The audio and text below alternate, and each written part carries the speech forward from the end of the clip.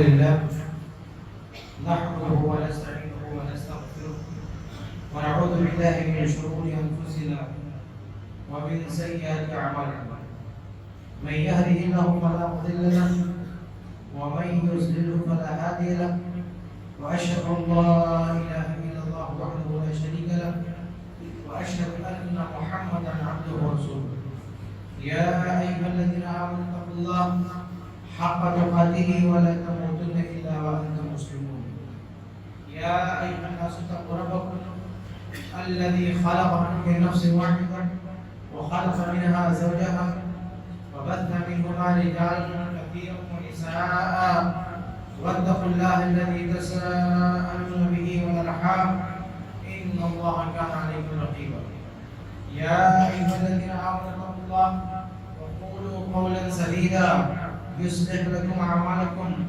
ويغفر لكم ذنوبكم ومن يطع الله ورسوله فقد فاز فوزا عظيما أما بعد فإن أصدق الحديث كتاب الله وأحسن الهدي هدي محمد صلى الله عليه وسلم وشر الأمور محدثاتها وكل محدثة بدعة وكل بدعة ضلالة وكل ضلالة في النار. محترم حاضرین، سامعین، سامعات، آج کے اس خطبے میں انشاءاللہ ماہ رجب کے تعلق سے کچھ باتیں آپ کے سامنے رکھنے کی کوشش ہوگی. رجب کا مہینہ ہمارے درمیان ہے. اس مہینے میں اس مہینے سے ہم گزر رہے ہیں اور اس مہینے سے متعلق بھی اسلام کی کچھ خصوصی ہدایات ہیں اور زمانے جاہلیت میں بھی اس مہینے میں کچھ خاص چیزیں پائی جاتی تھیں جنہیں اسلام نے ختم کیا. اور آج کے موجودہ دور میں ہم مسلمانوں میں بھی اس مہینے سے متعلق بہت ساری چیزیں پائی جاتی ہیں. تو انشاءاللہ اس حوالے سے کوشش یہ ہوگی کہ 4 باتیں آپ کے سامنے آ جائیں. سب سے پہلی چیز ماہ رجب کا تعارف اور دوسری چیز ماہ رجب اور زمانے جاہلیت یعنی زمانے جاہلیت میں اس کی کیا حیثیت تھی اور تیسری چیز ماہ رجب اور اسلام جب آیا تو اسلام نے کیا تعلیمات دی اور چوتھی چیز ماہ رجب اور موجودہ مسلمان. یہ 4 باتیں انشاءاللہ اس موضوع کے تحت آپ کے سامنے رکھنے کی کوشش ہوگی. آئیے سب سے پہلے دیکھتے ہیں ماہ رجب کے تعارف کے سلسلے میں کہ ماہ رجب کیا ہے. ماہ رجب اسلامی مہینوں میں سے ایک مہینہ ہے جو شعبان سے پہلے پڑتا ہے. اس کی جو ترتیب ہے وہ شعبان سے پہلے. اور رجب کا جو لغوی اصل جو معنی ہے رجب کا وہ ہے تعظیم کا معنی، یعنی عظمت کا، عزت کا، اکرام کا.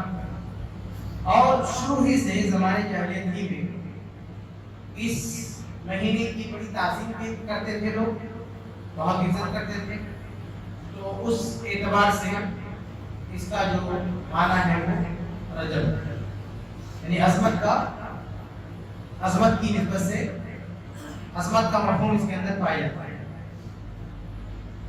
اب آگے بڑھتے ہیں. یہ دیکھتے ہیں کہ زمانے جاہلیت میں اس مہینے میں کیا کچھ ہوتا تھا، وہ لوگ کیا کرتے ہیں.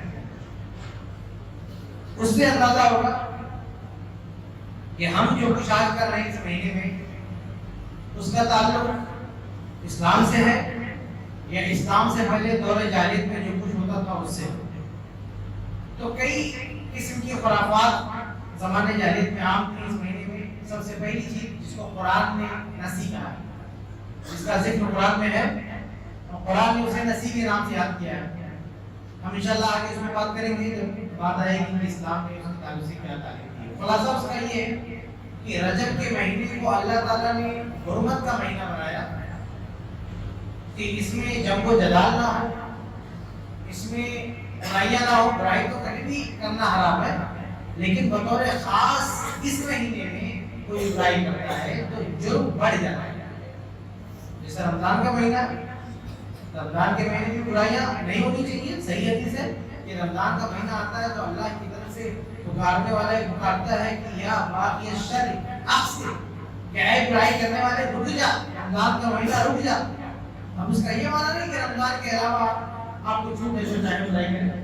مطلب یہ کہ رمضان کی برائی کی جاتی ہے تو اس کا گناہ اور سنگین ہو جاتا ہے. ایسے رجب کا مہینہ ہے، رجب کے مہینے میں گناہ اور سنگین ہو جاتا ہے. اس کی عزت، اس کی حرمت کا پاس و لحاظ رکھنے کی تعلیم دی گئی تھی. لیکن زمانے جاہلیت والوں نے کیا کیا، اس مہینے کی جو بھی عظمت تھی، جو بھی اس کا تقدس تھا، اس کو لوگوں نے ٹرانسفر کر دیا دوسرے مہینے میں. رجب کے مہینے میں وہ لوگ جب چاہتے تھے، جب شفٹ کر دیتے تھے اس کی پوری کوالٹی کو، اس کی پوری فضیلت کو یا اس کی خصوصیت کو، وہ دوسرے مہینے میں شفٹ کر دیتے تھے اور کہتے تھے کہ اس مہینے ہم رجب میں رجب کی عزت نہیں کریں گے، رجب کا احترام نہیں کریں گے، ہم اس کی جگہ پہ فلاں مہینے میں کام کر لیں گے. یہ بالکل ایسے ہی ہے جیسے ہمارے بیچ میں رمضان کا مہینہ آئے. اب اگر کوئی کہے کہ ایسا کرتے ہیں کہ اس سال ہم رمضان کے مہینے کا جو احترام ہے، جو اس میں تراویح کا مسئلہ ہے، روزوں کا مسئلہ ہے، قرآن کی تلاوت کا مسئلہ ہے، یہ سارے معاملات کو ہم کسی اور مہینے میں شفٹ کر دیتے ہیں، اس مہینہ خالی رکھتے ہیں، رمضان کو فری رکھتے ہیں، عبادتوں سے فری رکھتے ہیں. ایسا ہو سکتا ہے؟ اس کی کوئی گنجائش نہیں. لیکن زمانے جاہلیت میں ایسا کرتے ہیں لوگ. وہ ماہ رجب کے تعلق سے جو بھی ہدایات تھی ان پہ عمل نہیں کرنا ہوتا تھا تو سارے معاملات کو شفٹ کر دیتے تھے کہیں اور. یہ ایک برائی تھی اس مہینے میں ان کے یہاں. اس کے علاوہ دوسری چیز جو ان کے یہاں پائی جاتی تھی اس مہینے میں، وہ خاص قسم کا روزہ. اس مہینے میں خصوصی طور پہ وہ لوگ روزہ رکھتے تھے، مخصوص روزے رکھتے تھے.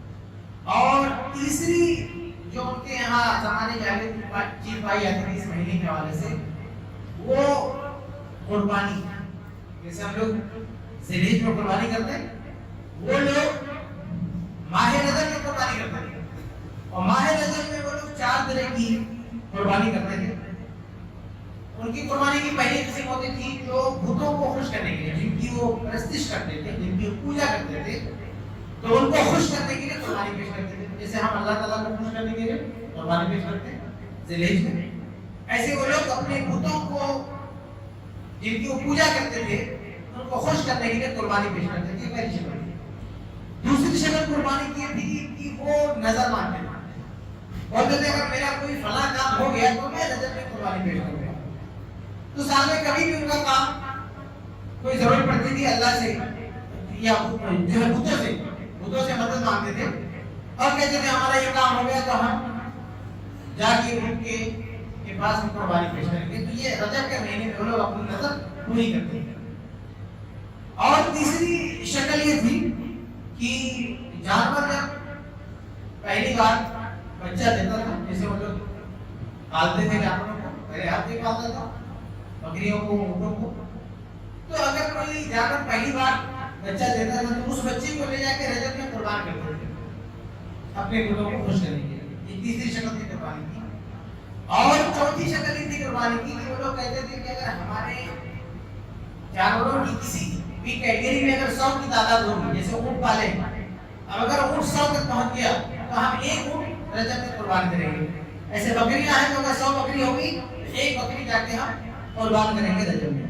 تو یہ 4 طرح کی قربانی ان کے یہاں رجب میں پائی جاتی ہے. تو یہ کل ملا کے 3 چیزیں وہ لوگ کرتے تھے ماہ رجب میں. پہلا تو نصیب، یعنی اس کی جو بھی حرمت احترام اس کو ٹرانسفر کر دیتے تھے، اور دوسرا کچھ مخصوص روزے رکھتے تھے، تیسرا قربانی کرتے تھے. یہ صرف 3 چیزیں تھیں زمانے جاہلیت میں اس مہینے کے حوالے سے. اب آگے بڑھتے ہیں. ہمارے موضوع کا تیسرا حصہ یہ ہے کہ جب اسلام آیا تو اسلام نے رجب کے تعلق سے کیا تعلیم دی، کیا ہدایات دی. تو اللہ کے نبی صلی اللہ علیہ وسلم نے جب اسلام کا کی تبلیغ شروع کی، اسلام کا اعلان کیا، قرآن مجید کی ایک آیت نازل ہوئی سورہ توبہ میں آیت نمبر 37، جس میں زمانے جاہلیت والے رجب میں جو مہینے کی حرمت کو ادھر ادھر کرتے تھے اس سے منع کیا گیا. اللہ تعالیٰ نے قرآن میں کہا کہ انما النسیء زیادۃ فی الکفر، یہ نسی یہ تو کفر میں اور زیادتی ہے. رہے ہیں لوگ، شرک کر رہے ہیں، اوپر سے اللہ تعالیٰ کے طے کردہ فضیلت کو یا اس کے وقت کو ادھر ادھر کر رہے ہیں، اس میں اپنی طرف سے کریکشن کر رہے ہیں۔ ایک ہوتا ہے کفر، کیا ایک آدمی سے نماز کا مسئلہ ہے، ایک آدمی نماز نہیں پڑھتا، چلو اس نے انکار کیا نہیں پڑھا۔ ایک ہوتا ہے کہ یہ نہیں، ہم اس کو کہیں اور شرک کرتے ہیں نماز کو، کہ ہم فجر کی نہیں پڑھیں گے، ہم ظہر اور فجر کی ایک ساتھ ہی پڑھیں گے، جب بیسکلی اس کی کوئی گنجائش نہیں ہے، جمع بین صلاتین کی گنجائش ہے، ظہر اور جو ہے عصر کو ملا کے جو ہے آپ پڑھ سکتے ہیں، وہ بھی بعض حالات میں، لیکن آپ اپنی طرف سے اس میں کریکشن کرنا شروع کر دیں تو یہ ایک تو آدمی عمل نہیں کر رہا دین پہ، اور اوپر سے دین کو تبدیل کر رہا ہے، چینج کر رہا اپنی طرف سے۔ تو یہ بہت بڑی جسارت ہے۔ تو اللہ تعالیٰ نے کہا کہ انما النسیء زیادۃ فی الکفر، یہ جو رجب میں نسی ہوتی ہے، اس مہینے کی معاملات کو جو ٹرانسفر کیا جاتا ہے، یہ بہت بڑا، یہ جو ہے بہت بڑا، یہ کفر میں اضافہ ہے، کفر میں زیادتی۔ یہاں سے میرے بھائیوں ایک اصولی بات ہمیں سیکھنے کو ملتی ہے کہ اللہ تعالیٰ نے عبادات کا جو وقت متعین کیا ہے، جو ٹائم متعین کیا ہے، ہمیں اس میں کسی طرح کی بدمانی نہیں کرنا چاہیے، اور بلا عذر، بلا کسی مشکل کے ہمیں وہ معاملہ مؤخر نہیں کرنا چاہیے۔ آج میرے بھائی بہت سارے لوگ ہیں، رمضان کا مبارک کیسے ہو گیا، رجب کا مہینہ تھا، ہمارے رمضان کا مہینہ ہے، رمضان کے مہینے میں بہت سارے لوگ کیا کرتے ہیں، دیگر جانستہ روزہ چھوڑ دیں گے، روزہ نہیں رکھیں گے، اور وہ یہ سمجھتے ہیں کہ ہم کبھی بھی رہ سکتے ہیں، بعد میں پورا کر لیں گے۔ ایسا نہیں ہے۔ اگر واقعی کوئی آدمی بیمار ہے، کوئی آدمی سفر پر ہے، اب وہ بعد میں رکھ کے چل جائے گا، لیکن ایک آدمی ایسے ہی منمانی کہ ابھی ہمارا موڈ نہیں ہے، ہم بعد میں روزہ رکھیں گے، کیونکہ وہی ہماری جاہلیت والی بات ہوگی کہ رجب میں موڈ نہیں ہے، ہم کسی اور مہینے میں اس کی عظمت کو ٹرانسفر کر دیتے ہیں۔ ایسے ہمارے یہاں ایک معاملہ ہے عقیقے کا، اللہ رب العالمین نے 7ویں دن عقیقے کا مختص کیا ہے۔ بہت سارے لوگ فون کر کے اللہ سے پوچھیں گے کہ ہم بعد میں کر لیں تو چلے گا کہ نہیں، کیوں بھائی بعد میں کیوں کرو گے؟ یہ گنجائش ہے، اگر کوئی آدمی مجبور ہے، پرابلم میں ہے، دکھی ہے، کوئی مسئلہ ہے، اسی دن 7ویں دن کوئی ایکسیڈنٹ ہو گیا، کوئی بات ہو گئی، تو چلو وہ بعد میں عقیقہ کر لے، اس کے لیے گنجائش ہے۔ لیکن ہر آدمی عادت بنا لے، معمولی سا کوئی ایشو ہوا اور وہ کہیں کہ ہم عقیقہ 7ویں دن نہیں کریں گے، بعد میں کریں گے، تو منمانی ہوگی۔ تو پھر مطلب کیا ہوتا 7ویں دن اللہ کی طرف سے، رسول کی طرف سے متعین کر دے گا، جب آپ اپنی منمانی کریں گے تو اس سے سبب ملتا ہے کہ کسی بھی اللہ تعالیٰ نے جو وقت طے کیا ہے اس میں کسی طرح کی منمانی نہیں ہونی چاہیے۔ اللہ کے رسول صلی اللہ علیہ وسلم نے جب زمانے جاہلیت کی سسٹم کو چینج کیا تو کیا کہا؟ صحیح بخاری کی روایت ہے کہ ابو بکر رضی اللہ تعالیٰ عنہ فرماتے ہیں کہ اللہ کے رسول صلی اللہ علیہ وسلم نے خطبہ دیتے ہوئے کہا کہ ان الزمان قد استدار كحيته يوم خلق الله السماوات والارض، کہا کہ اے لوگوں آج زمانہ اپنے اصلی حالت پر آ گیا ہے۔ اللہ تعالیٰ نے جیسے جس وقت کو پیدا کیا، جس وقت کے ساتھ جو معاملہ رکھا، جو اہل جاہلیت نے الٹ پلٹ کر دیا تھا، آج ہر چیز کو ہم نے اس کی جگہ پر رکھ دیا ہے۔ کہا السنۃ 12 شہرا، سال کے 12 مہینے ہوتے ہیں، منها 4 حرم، ان 12 مہینوں میں 4 مہینے حرمت کے ہوں گے، اور 4 مہینے کون سے ہوں گے؟ اللہ کے رسول صلی اللہ علیہ وسلم نے گرایا، کہا ثلاث متوالیات، 3 مہینہ مسلسل ہوگا، کیا؟ ذوالقعدہ، ذوالحجہ والمحرم، یہ 3 مہینے ہیں، حرمت کے جو 4 مہینے ہیں اس میں تسلسل کے ساتھ یہ 3 مہینہ رہے گا۔ کون کون سا؟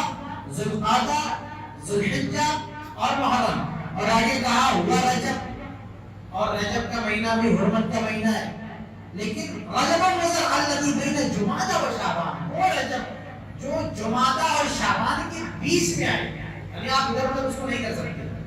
تو 12 مہینوں میں 4 مہینے حرمت کے ہیں، یہ قرآن میں بھی ہے اور حدیث میں بھی ہے، یہ صحیح بخاری میں ہے۔ 4 میں سے 3 مہینے مسلسل ہیں، اس کے بعد اگلا مہینہ نہیں ہے، محرم کے بعد سفر نہیں ہے حرمت کا مہینہ۔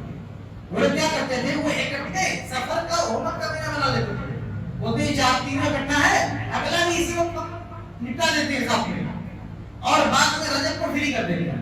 تو اللہ کے نبی نے کہا نہیں، یہ 3 مہینہ تسلسل کے ساتھ ہے، اس کے بعد گیپ ہے، اور پھر وہ رجب مانا جائے گا، محرم کا مہینہ وہ مانا جائے گا جو رجب و مضر ایک قبیلہ تھا زمانے جاہلیت میں، وہ رجب کا احترام کرتا تھا، رجب کو ادھر ادھر نہیں کرتا تھا. جیسے اور لوگ جو خرافات کرتے تھے نا، وہ قبیلہ اس سے محفوظ تھا. تو اللہ کے نبی سے اس کا نام یا رجب و مضر، مضر والا رکھا، یعنی مضر جس طرح سے وہ قبیلہ اس مہینے کا احترام کرتا تھا، اسی وہی احترام جو ہے مانا جائے گا، اس کو ادھر ادھر نہیں کر سکتے. تو اللہ کے نبی صلی اللہ علیہ وسلم نے کھڑے ہو کے اعلان کر دیا کہ اللہ تعالیٰ نے جس مہینے کو جو مقام دیا ہے، اس کی جو ترتیب رکھی ہے، اس کی جو ٹائمنگ ہے، اسی حساب سے رہے گا، اس میں ہم ادھر ادھر نہیں کر سکتے. تو یہ مسئلہ صرف رجب کا نہیں ہے، یہ مسئلہ ہر مہینے کا ہے. رمضان کا مہینہ ہو، ذی الحجہ کا مہینہ ہو، محرم کا مہینہ ہو، کوئی بھی مہینہ ہو، کسی بھی مہینے سے متعلق کوئی خاص بات ہے تو بلا وجہ ہمیں اس بات کو ادھر ادھر نہیں کرنا چاہیے. جو چیز نماز وقت پر ہے وقت پر پڑھنا چاہیے، بلا وجہ موقع نہیں کرنا چاہیے. جس مہینے کی جو فضیلت ہے وہ فضیلت حاصل کرنا ہے، اسی مہینے میں ہمیں حاصل کرنا ہے. جن عبادتوں کا قربانی کا بھی ایک خاص وقت ہے، اسی وقت ہم کو قربانی کرنا ہے. تو یہ ایک چیز تھی زمانے جاہلیت میں، جس کو ختم کرتے تھے اسلام نے یہ حکم دیا. آگے بڑھتے ہیں. دوسری چیز تھی رجب کے روزے. زمانے جاہلیت والے رجب میں خصوصی روزے رکھتے تھے، تو اسلام نے اس سے بھی منع کیا. جو روزے ہو سکتے تھے وہ بتلائے گئے. رمضان کے روزے ہیں، محرم کے روزے ہیں، ذی الحجہ کے روزے ہیں، شوال کے روزے ہیں، شعبان کے بھی روزے ہیں، محرم کے روزے ہیں. لیکن رجب میں کوئی خصوصی روزہ نہیں بنایا گیا. یہ زمانے جاہلیت والے کرتے ہیں، بلکہ صحابہ کرام کے آثار ہم کو ملتے ہیں. مصنف ابن ابی شیبہ میں عبداللہ بن عمر رضی اللہ تعالیٰ عنہ زبردستی کچھ لوگوں سے اگر دیکھتے کہ رجب میں کوئی روزہ لگا اس کو منع کرتے تھے، روزہ توڑوا دیتے تھے. ایک مرتبہ سے مسلم کی روایت ہے کہ بعض لوگوں نے جو ہے شکایت کی کہ اگر کوئی روزہ رکھنا آپ کیوں توڑوا دیتے ہیں. انہوں نے کہا کہ روزہ رکھنا جائز ہے، کوئی مسئلہ نہیں ہے، عام مہینوں میں روزہ رکھ سکتے ہیں، رجب میں بھی نفلی روزہ آدمی رکھ سکتا ہے، بائی فرق جائز ہے، کوئی مسئلہ نہیں. لیکن خاص اس نیت سے اور خاص اس ارادے سے کہ اس مہینے کی کوئی خصوصی فضیلت ہے روزے کی، تو پھر یہ بات غلط ہو جائے گی. اور پھر اس پس منظر میں جو روزہ رکھتا تھا، جہاں یہ شبہ پیدا ہوتا تھا یا ہو سکتا تھا، وہاں پہ عبداللہ بن عمر رضی اللہ تعالیٰ عنہ سختی سے منع کرتے تھے. چنانچہ ابن ابی شیبہ کی روایت کیا کہ کانا ابن عمر اذا رأى الناس وما يعدون لرجب کریہ ذلك، کہ عبداللہ بن عمر رضی اللہ تعالیٰ عنہ جب دیکھتے تھے کہ اس طرح سے لوگ رجب کے لیے خصوصی اہتمام کر رہے ہیں تو اس کو ناپسند کرتے تھے. اور عمر رضی اللہ تعالیٰ عنہ کے تعلق سے روایت ہے، یہ بھی مصنف ابن ابی شیبہ میں ہے کہ راوی کہتے ہیں کہ رأیت عمر یضرب اکف الناس فی رجب حتی یضعوها فی اللحاف، کہ عمر رضی اللہ تعالیٰ عنہ جو لوگوں کو مارنے لگ جاتے تھے، ان کا ہاتھ پکڑ کے کھانا کھلواتے تھے، کھانا کھاؤ روزہ نہیں رہ سکتے رجب میں. یہ صحابہ کرام کا دیکھیے اہتمام تھا اتباع سنت میں اور بدعات سے اجتناب میں، کہ جو چیز اسلام میں نہیں ہے ہم اپنی طرف سے اس کو نہیں بنا سکتے. جو بدعات و خرافات ہیں اس سے ہمیں اجتناب کرنا چاہیے. تو عبداللہ بن عمر اور ان کے والد عمر فاروق یہ دونوں بڑے سخت تھے ان لوگوں پہ جو رمضان میں جو رجب میں خصوصی روزے کا اہتمام کرتے تھے. آپ دیکھیے روزہ رکھنا کوئی بری بات نہیں ہے، روزہ رکھنا اپنے آپ میں عبادت ہے، لیکن چونکہ ایک ایسی جگہ پہ جا کے عبادت کر رہے ہیں جہاں زمانے جاہلیت والوں سے مشابہت ہو رہی ہے، یا وہ خیال گزر رہا ہے، یا ان کی کلچر کی تائید ہو رہی ہے، اس سے روک دیا گیا. اس لیے میرے بھائیوں کوئی بھی ایسی عبادت، یہ مسئلہ صرف رجب کا نہیں ہے، ہمیں یہاں پہ ایک پیغام ملتا ہے کہ کوئی بھی عبادت اگر وہ اللہ اس کے رسول کے بتائے ہوئے طریقے کے مطابق نہیں ہے، اللہ اس کے رسول کے بتائے ہوئے ٹائم پر نہیں ہے، اس کی کوئی حیثیت نہیں ہے. وہ کام ہم کو نہیں کرنا چاہیے. آج کتنے ہمارے بھائی ہیں جب چاہا نماز پڑھ لیا، جب چاہا روزہ رکھ لیا، اس بات کی کوئی پرواہ نہیں ہے کہ یہ ٹائم اور یہ وقت کیا سنت میں شریعت میں اس کی گنجائش ہے بھی کہ نہیں. سوچتے کہ ہمارا سوچنا کافی ہے، ہماری نیت کافی ہے. نہیں، نیت کافی نہیں ہے.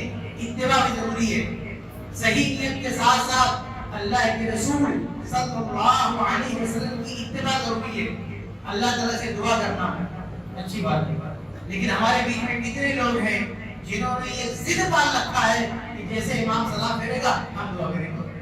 بھئی یہ کس نے سکھایا آپ کو؟ یہ کس نے بتایا آپ کو؟ کون سی حدیث کا ہے کہ نماز سلام پھیرنے کے بعد بیٹھ کے دعا کرتے ہیں؟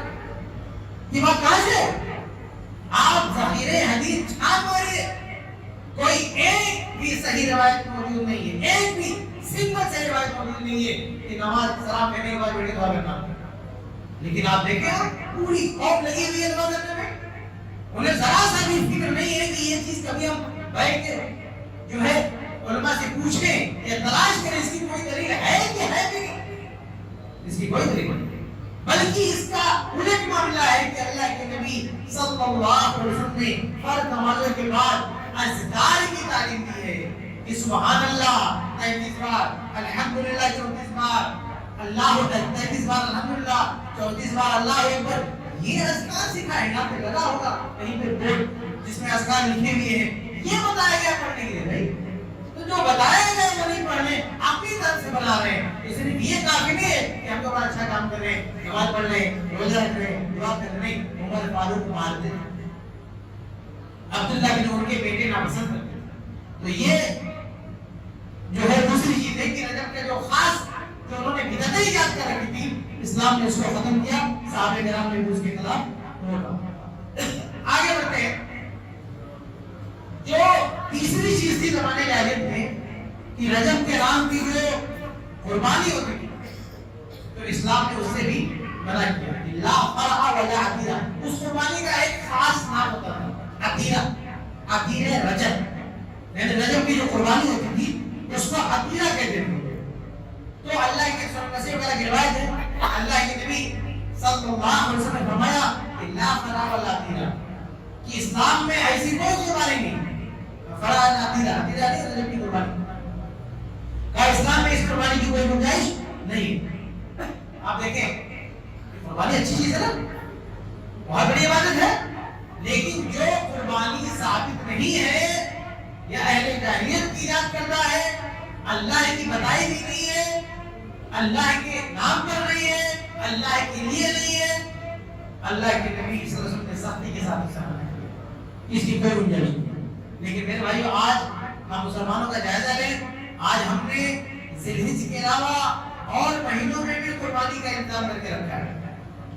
کسی بزرگ کے نام پہ جانور ذبح کیے جاتے ہیں، اور جب ان کو سمجھایا جائے تو کہتے ہیں کہ نہیں ہم ان کے نام پہ، ہم تو اللہ کے نام پہ ذبح کر رہے ہیں ان کو خوش کرنے کے لیے۔ میرے بھائی ویسے آپ بسم اللہ کہہ کے ذبح کریں، لیکن اگر آپ کی نیت میں یہ ہو کہ اللہ کو بنانے کو خوش کرنا ہے تو بسم اللہ پڑھ لینا کافی نہیں ہے۔ صحیح مسلم کی روایت کیا ہے کہ من ذبح لغیر اللہ لعن اللہ من ذبح لغیر اللہ، اللہ تعالیٰ کی لعنت ہو جو غیر اللہ کے لیے ذبح کرتا ہے، غیر اللہ کے لیے ذبح کرنے والوں پر لعنت کی ہے اللہ کے نبی صلی اللہ علیہ وسلم نے۔ یہ غیر اللہ کے لیے ذبح کرنا، چاہے وہ اللہ کے نام پر ہی ذبح ہو، بسم اللہ کے لیے ذبح کرے آپ، لیکن اگر غیر اللہ کے لیے کہہ رہے ہیں کہ فلاں بزرگ خوش ہو جائے تو اس کی کوئی گنجائش نہیں ہے، وہ ناجائز ہے، حرام ہے۔ تو بہرحال رجب کی جو خصوصی قربانی تھی اس سے اسلام نے منع کر دیا، اس سے روک دیا۔ تو یہ تینوں چیزیں جو زمانے جاہلیت میں ہو رہی تھی رجب کے حوالے سے، اسلام نے تینوں سے منع کر دیا۔ تینوں سے منع کرنے کے بعد کیا اس مہینے کی کوئی خصوصی بات بتائی گئی، کوئی خاص اہتمام بتایا گیا؟ میرے بھائی نہیں، صرف ایک بات کہی گئی کہ رجب کا مہینہ حرمت کے مہینوں میں سے، جو سال کے 12 مہینے ہیں اس میں 4 مہینے حرمت کے ہیں، ان 4 مہینے میں سے ایک مہینہ رجب کا تھا جو پہلے بھی حرمت کا تھا، لیکن زمانے جاہلیت انہوں نے اس کی حرمت کو چھین لیا، اس کو اسلام نے واپس دلایا، اس مہینے کو وہ عظمت اور وہ اسٹیٹس واپس دیا۔ لیکن اس کے علاوہ اس مہینے میں خصوصی روزہ اس کی کوئی طاقت نہیں، خصوصی قربانی اس کی کوئی طاقت نہیں، یا کسی بھی طرح کی عبادت اس کی کوئی طاقت نہیں۔ اس مہینے کے تعلق سے اسلام نے صرف اتنی بات کہی کہ محرم کا مہینہ ہے، جیسے حرمت کے مہینوں میں حرمت کا مہینہ ہے جیسے اور باقی 3 مہینوں میں احترام کرنا چاہیے، گناہوں سے بچنا چاہیے، ایسے اس مہینے میں بھی۔ لیکن کوئی اسپیشل عبادت، خاص عبادت اس مہینے کے لیے بالکل نہیں بتائی، ہرگز نہیں بتائی۔ اس لیے ہم اپنی طرف سے اس میں کوئی بھی عبادت ایجاد نہیں کر سکتے۔ تو یہ ہمارے موضوع کا تیسرا حصہ تھا کہ اسلام نے اس مہینے کے تعلق سے کیا تعلیم۔ آگے بڑھتے ہیں، ہمارے موضوع کا آخری حصہ یہ ہے کہ موجودہ زمانے میں اس مہینے کو لے کر مسلمانوں کا کیا حال ہے، مسلمان اس مہینے میں کیا کرتے ہیں اور اس مہینے کو کس انداز سے دیکھتے ہیں۔ تو میرے بھائیوں، آج کے موجودہ مسلمانوں میں بہت سارے مسلمان ایسے ہیں جنہوں نے اس مہینے میں ماہ رجب میں اس قدر بدعت و خرافات ایجاد کر لی ہیں کہ اتنی بدعت و خرافات زمانے جاہلیت میں بھی نہیں پائی جاتی۔ یعنی جو زمانے جاہلیت والے تھے وہ بھی اس قدر بدعت و خرافات کے شکار ہیں اس مہینے میں، جو ہمارے مسلمانوں نے اس مہینے میں بدعت و خرافات ایجاد کر لی۔ لیکن کون سی بدعت و خرافات ہے آئیے میں اس کو گناتا ہوں۔ مقصد یہ ہے کہ ہمیں اسے اصلاح کرنا ہے، کتاب و سنت میں اس کی کوئی نص موجود نہیں۔ سب سے پہلی بدعت یا پہلی خرافات جو ان لوگوں نے رجب کے مہینے سے ایجاد کی ہے وہ ماہ رجب کی فضیلت۔ ماہ رجب کی فضیلت میں بہت ساری حدیثیں کر لی ہیں، اپنے طرح سے بنا لی ہیں، حتیٰ کہ کئی محدثین کو خاص اس ٹاپک پر کتابیں لکھنی پڑی۔ امام ابن حجر رحمہ اللہ کی کتاب ہے اور اس طرح سے ایک اور کتاب ہے شیخ البانی رحمہ اللہ نے اس نے کئی اہل علم نے کتابیں لکھی ہیں جس میں یہ وضاحت کیا ہے صرف یہ بتانے کے لیے کہ رجب کے مہینے سے متعلق جو حدیثیں ہیں وہ ثابت نہیں، سب منغلط ہے، کوئی ایک حدیث نہیں ثابت ہے۔ صرف صحیح بخاری کی وہ حدیث ہے کیا یہ حرمت کے مہینوں میں سے مہینہ، اس کو چھوڑ کر باقی جو بھی روایتیں ہیں، جو بھی حدیثیں لوگوں نے بیان کی ہیں کہ اس مہینے میں روزہ رکھنے کی بات ہو یا خصوصی نماز کی بات ہو یا خاص چیزیں جو بھی ہے وہ ساری کی ساری جو ہے منغلط ہے، اس میں سے کچھ بھی ثابت نہیں ہے۔ اس سلسلے میں ابن حجر رحمہ اللہ کی جو کتاب ہے اس کا نام ہے تبیین العجب بما ورد فی فضل رجب، یہ کتاب کا نام ہے۔ اس پوری کتاب میں صرف اسی پر بحث ہے کہ اس مہینے سے متعلق خصوصی فضیلت والی کوئی حدیث ثابت نہیں ہے۔ یہ پہلی چیز ہے جو آج کے مسلمانوں نے ایجاد کر رہا ہے، کچھ لوگوں نے حدیثیں پڑھا آج بھی اس کو لوگ لے کے چل رہے ہیں۔ دوسری چیز جو لوگوں نے ایجاد کی اس مہینے میں وہ ایک پوری نمازی بنا لی جس کا نام ہے صلاۃ الرغائب۔ صلاۃ الرغائب ہمارے یہاں دیکھیے نمازوں کے نام ہے، فرض نماز ہے، صلاۃ التراویح ہے، چاشت کی نماز ہے، صلاۃ الضحیٰ، یقینی نمازیں ثابت ہیں، فرض نماز ثابت ہے، صلاۃ التراویح تراویح کی نماز ثابت ہے، چاشت کی نماز ثابت ہے، جنازے کی نماز ثابت ہے، صلاۃ الکسوف صلاۃ الخسوف سورج کے چاند کہنے کی نماز ثابت ہے، صلاۃ الاستخارہ استخارے کی نماز ثابت ہے۔ یہ ثابت شدہ نمازیں ہیں، اس میں کوئی مسئلہ نہیں، یہ بڑھیا۔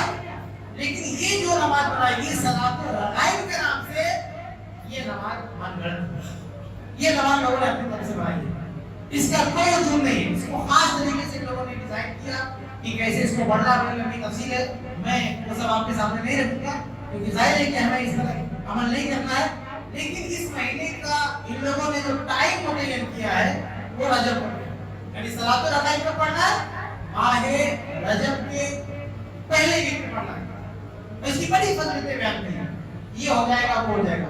میرے بھائیو ایسی کوئی بات نہیں، ماہ رجب میں خصوصی طور پہ پڑھی جانے والی کوئی نماز ثابت نہیں ہے، یہ منگڑت ہے، اس کا کوئی ثبوت نہیں۔ آگے بڑھتے ہیں، دوسری بدعت جو ایجاد کی گئی ہے رجب کے مہینے میں وہ ماہ رجب کے خاص روزے۔ ماہ رجب میں زمانے جاہلیت والے تو ایسے ہی روزہ رکھتے تھے کچھ، لیکن اس زمانے کے لوگوں نے تو ماہ رجب میں 3 طرح کا روزہ ایجاد کر کے رکھا ہے۔ آپ حیران رہ جائیں گے، 3 طرح کا روزہ۔ ایک روزہ جس کو یہ لکھوی روزہ کہتے ہیں، کہ مطلب ایک روزہ رکھنے سے 1 لاکھ روزوں کا ثواب ملے گا۔ میرے بھائی یہ بالکل سچ ہے، اس طرح سے کوئی حدیث نہیں کہ رمضان رجب میں آپ روزہ رکھیں گے ایک روزہ 1,00,000 روزوں کے برابر ثواب ملے گا، ایسی کوئی حدیث نہیں۔ ایسے ہی ایک اور روزہ اس کو جو ہزاری روزہ کہتے ہیں، یعنی ایک روزہ رکھنے سے 1,000 روزوں کا ثواب ملے گا، یہ بھی من گھڑت ہے، اس کا کوئی ثبوت نہیں۔ ایسے ہی ایک روزہ جو 15 رجب کو رکھا جاتا ہے، جس کو یہ مریم کا روزہ نام دیتے ہیں، یہ بھی سراسر بدعت ہے، اس کی بھی کوئی گنجائش نہیں۔ آگے بڑھتے ہیں، ایک اور بدعت لوگوں نے ایجاد کی ہے جو ماہ رجب میں جو کرتے ہیں وہ اعتکاف، یہ ماہ رجب میں کچھ دنوں کا اعتکاف کرتے ہیں، یہ بھی ثابت نہیں ہے۔ اعتکاف صرف رمضان میں ہوتا ہے، رمضان کے علاوہ کسی مہینے میں اعتکاف کا کوئی ثبوت نہیں۔ آگے بڑھتے ہیں، ایک اور بدعت لوگوں نے ایجاد کی ہے کہ اس مہینے میں عمرہ کی خصوصی فضیلت بیان کرتے ہیں، حج عمرہ۔ تو عمرہ حج کا تو مہینہ متعین ہے، عمرہ آپ کر سکتے ہیں، رجب میں کوئی مسئلہ نہیں ہے، لیکن اس ارادے سے، اس نیت سے کہ اس مہینے میں خاص ثواب ہے، جیسے رمضان کا مہینہ ہے، آپ کسی بھی مہینے میں عمرہ کریں، لیکن رمضان میں اگر آپ عمرہ کریں گے تو فإن العمرة فيه تعدل حجة، کہ رمضان میں عمرہ ایک حج کے برابر ثواب دیتا ہے۔ اگر رمضان میں کسی نے عمرہ کیا تو حج کے برابر اس کو ثواب ملا، لیکن یہ عمرہ کا ثواب صرف رمضان میں بڑھتا ہے، رمضان کے علاوہ کوئی مہینہ نہیں ہے جس میں ہم کہیں کہ اس کا ثواب بڑھ جاتا ہے۔ تو رجب کے تعلق سے یہ بات کچھ لوگوں نے مشہور کی ہے کہ ماہ رجب میں عمرہ کرنے سے اس کا ثواب بڑھ جاتا ہے، اس کی بھی کوئی حقیقت نہیں۔ آگے بڑھتے ہیں، ایک اور بدعت جو بہت سارے جگہوں پر عام ہے، آج بھی ہمارے یہاں دیکھی جاتی ہے، وہ رجب کی کوڈے، رجب کی کوڈے۔ اب اس میں بھی، اس کے پیچھے بھی ایک لمبی کہانی ہے، ہم وہ آپ کے سامنے بیان نہیں کر سکتے۔ خلاصہ یہ ہے کہ رجب کی کوڈے کے نام پہ جو بھی کھانا پکانا پکوان جو بھی ہوتا ہے سب کچھ بدعت ہے، اس کی کوئی اصل نہیں ہے، اس کی کوئی گنجائش نہیں، قرآن و حدیث میں اس کا کوئی نام و نشان نہیں ہے۔ کچھ لوگوں نے اس بدعت کو ثابت کرنے کے لیے رجب کی کوڈوں کی کتابیں موجود ہیں، آپ کو بامبے میں کتابیں مل جائے گی، جو بیچتے کتابیں، اس میں واقعہ بیان کرتے ہیں جس میں اس کی دلیل دیتے ہیں رجب کی کوڈوں کی۔ وہ دلیل نہ قرآن سے دیتے ہیں نہ اللہ کے رسول صلی اللہ علیہ وسلم کے فرمان سے دیتے ہیں، بلکہ یہ بیان کرتے ہیں کہ مدینہ میں کوئی لکڑہارا رہتا تھا، وہ امام جعفر صادق رحمہ اللہ کی طرف موصول کرتے ہیں کہ اس نے ان کو برا بھلا کہہ دیا، ان کے رجب کی کوڈوں کا انکار کر دیا کہ 22 رجب کو، یہ بدعت کا ہوتی 22 رجب کو، ابھی آیا نہیں ہے مہینہ، یہ ڈیٹ آنے والی ہے، 22 رجب کی ڈیٹ آنے والی ہے، اگلے جمعہ سے پہلے بیچ میں پڑتی ہے، یہ جمعہ اور اگلے جمعہ کے بیچ میں 22 رجب آتا ہے۔ اس ڈیٹ میں یہ لوگ رجب کی کوڈے والی خرافات کرتے ہیں اور دلیل لاتے ہیں کہ وہ مدینہ میں کوئی لکڑہارا تھا، اس نے رجب کے کوڈے جو ہے کا اہتمام کیا، تو یہ ہو گیا، وہ قریب سے مالدار ہو گیا بڑا، اور جو ایک شخص نے اس کا مذاق اڑایا، جو اس وقت کا بادشاہ کا وزیر تھا، مذاق اڑانے کی وجہ سے تباہ و برباد ہو گیا اور وہ اس کی وزارت چلی گئی، اس کا عہدہ چلا گیا۔ پھر میں لمبی کہانی میں ساری سناؤں گا تو تھوڑا وقت چلا جائے گا۔ خلاصہ یہ ہے، یہ کہانی بھی من گھڑت۔ جس دور میں جعفر صادق رحمہ اللہ واقعات تھے، اس دور میں مدینہ میں کوئی بادشاہ نہیں ہوا کرتا، مطلب خلافت کا دور، ایسا کبھی نہیں ہوا کہ مدینہ میں کوئی بادشاہ ہوا، تو اس وقت جو ہے شاہی حکومت ہے، لیکن اس وقت ان کے زمانے میں کوئی شاہی حکومت وہاں پہ نہیں تھی، کوئی بادشاہ وزیر، یہ سب سسٹم تھا ہی۔ اسی سے پتہ چلتا ہے کہ یہ واقعہ من گھڑت پہ چھوٹا، اور اللہ کے رسول صلی اللہ علیہ وسلم نے یا صحابہ نے یا تابعین نے یا مستند اہل علم نے کسی نے بھی اس کا ذکر نہیں کیا ہے، نہ کسی نے ایسا کوئی عمل کیا ہے۔ یہ خالص جو ہے دین سے کوئی واسطہ نہیں، دین علم سے کوئی لگاؤ نہیں ہے، ان لوگوں نے رجب کے کوڈے کے نام سے یہ خرافات پڑھی ہے، اس کا کوئی نام و نشان نہیں، نہ قرآن میں پائیں گے نہ کسی صحیح حدیث میں پائیں گے، حتیٰ کہ کسی صحیح حدیث میں بھی رجب کے کوڈے کی بات نہیں ملتی ہے۔ یہ ملتی ہے تو لکڑہارے کی کہانی جس کا کوئی حوالہ نہیں، کوئی ریفرنس نہیں، ایک کتاب لکھ دیا لوگوں نے اس میں قصہ لکھ دیا، بس وہ قصہ کہاں سے نقل ہوا کوئی ریفرنس نہیں، کوئی حوالہ نہیں، بلکہ اگر میں یہ کہوں تو شاید غلط نہیں ہوگا کہ یہ رجب کا کوڈا، یہ جو بدعت ہے، یہ پاس ہمارے ملک کی بھی طرف اور ممالک میں اس کا نام و نشان نہیں ہے. جبکہ یہ سارا قصہ یہ سارا معاملہ صرف اردو میں لکھا ہوا, عربی میں عربی کی کسی کتاب میں یہ واقعہ ملتا ہے نہیں, یہ بدعتیں ملتی نہیں. یہ ہمارے علاقے کی بدعت ہے, یہ ہمارے ایریا کی بدعت ہے, یہ ہمارے ملک کی ایجاد کی بھی بدعت ہے. دنیا کے کسی ملک میں اس کا کوئی نام و نشان نہیں پایا جاتا ہے, نہ کسی کتاب میں اس کا تذکرہ ملتا ہے. بھائی صحیح تو دور کی بات ہے, اس کا ذکر تو نہیں ملتا ہے, لیکن ہمارا مسلمان کتنا بڑا والا ہے کہ وہ تقدس کے نام پہ, للہیت کے نام پہ, تقویٰ کے نام پہ, اللہ کو خوش کرنے کے نام پہ یہ سب حرکتیں کرتا ہے. لیکن اس کو اتنا بھی نہیں معلوم کہ یہ معاملہ کہیں مینشن ہی نہیں, کہیں اس کا ذکر ہی نہیں ہے. آگے بڑھتے ہیں. ایک آخری چیز میں بات ختم کروں گا اس میں کہ رجب کے مہینے میں جو بدعات ہے اور بدعات میں ایک بڑی بدعت جشن معراج ہے. رجب کی 27 تاریخ کے بارے میں کہا جاتا ہے کہ اس تاریخ کو اللہ کے نبی صلی اللہ علیہ وسلم کو معراج کرائیں گے. اللہ کے نبی صلی اللہ علیہ وسلم اس زمین سے آسمان پر گئے, بیچ بیت المقدس میں گئے, پھر وہاں پہ آسمان پر گئے. تو یہ جو پورا واقعہ ہوا, واقعہ معراج, یہ ماہ رجب کی 27 تاریخ کو ہوا. اس لیے اس تاریخ کو ہم جشن منائیں گے. میرے بھائی یہاں پہ دو باتیں میں آپ کے سامنے کہنا چاہوں گا. سب سے پہلی بات یہ کہ اس میں تو کوئی شک نہیں کہ واقعہ معراج سچا واقعہ ہے. تقریباً 30 صحابہ نے اس کو بیان کیا ہے. اتنی صحابہ کرام کی اتنی بڑی تعداد میں شاید کسی اور واقعے کو بیان نہیں کیا جتنا بڑی تعداد میں کہ معراج کے واقعے کو بیان کیا. اس واقعے کے ثابت ہونے میں کوئی شک و شبہ نہیں ہے, لیکن حیرت کی بات یہ ہے کہ کسی کی صحابی نے ایک نہیں بتائی کہ یہ واقعہ کس تاریخ کو ہوا.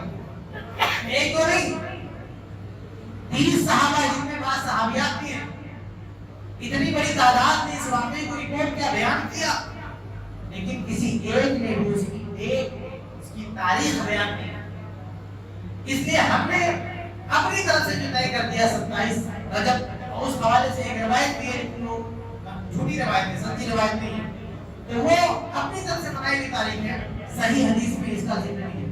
یہی سے ہم کو پتا چلتا ہے کہ صحابہ کرام یہ تاریخ سے جوڑ کے کوئی عبادت نہیں کرتے اس طریقے سے, یعنی تاریخ کا کہ کسی تاریخ کو, اس تاریخ کو اللہ کے رسول پیدا ہوئے, اس تاریخ کو معراج ہوئی, اس تاریخ کی کوئی اہمیت نہیں ہے جب تک کہ وہ اہمیت اللہ نہ دے. ہم اپنی طرف سے ان تاریخوں کو کوئی اہمیت نہیں دے سکتے اگر اللہ نے نہیں کیا ہے, اللہ کے رسول صلی اللہ علیہ وسلم نے نہیں دیا ہے. تو پہلی بات یہ کہ 27 تاریخ کو معراج یہ ثابت ہے.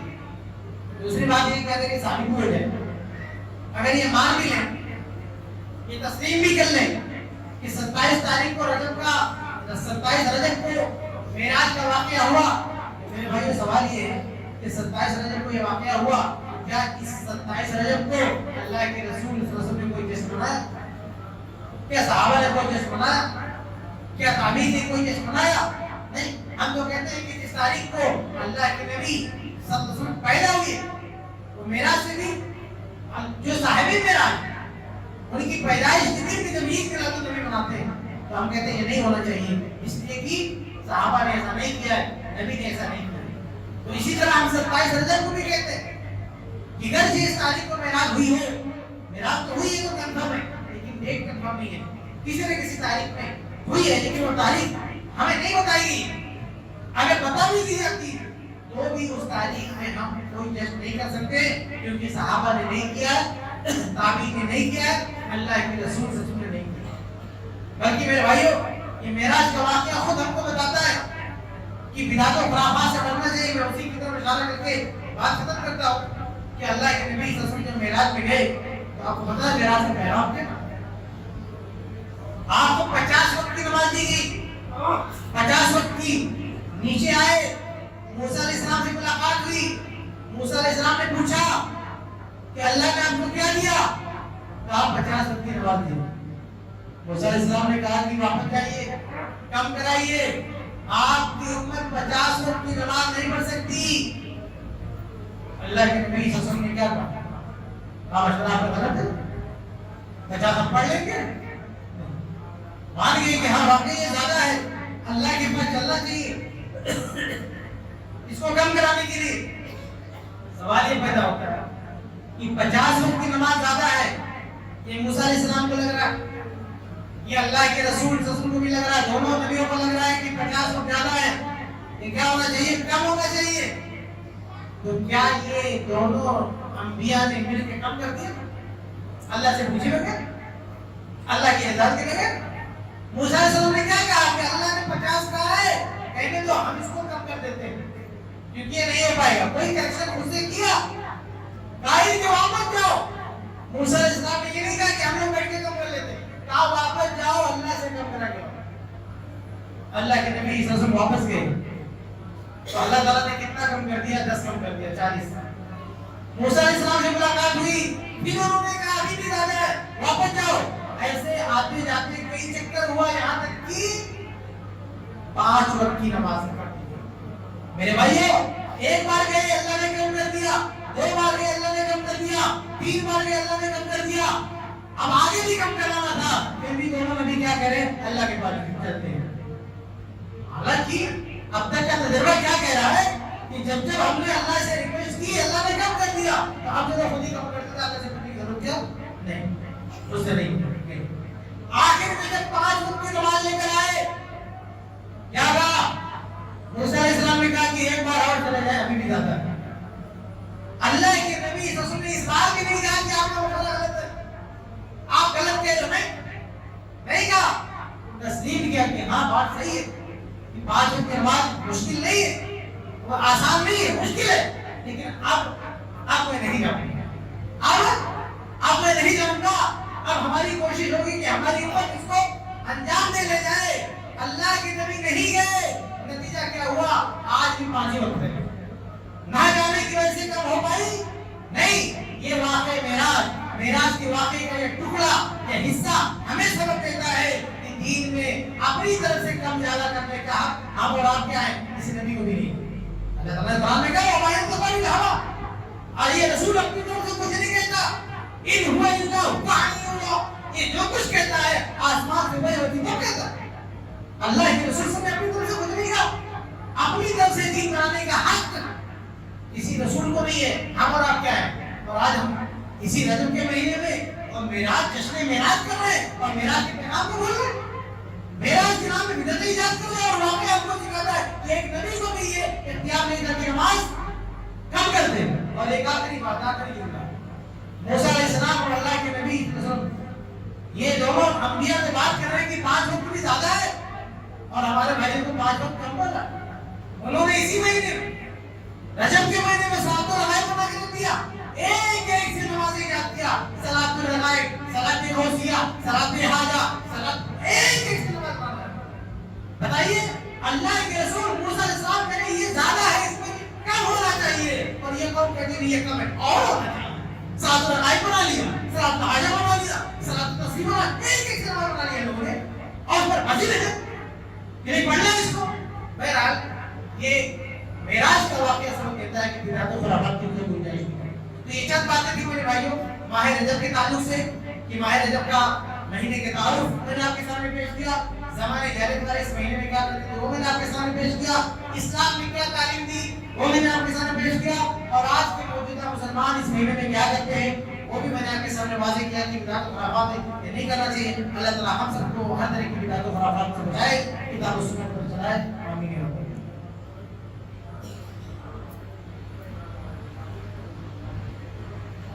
الحمدللہ رب العالمین والصلاۃ والسلام علی رسول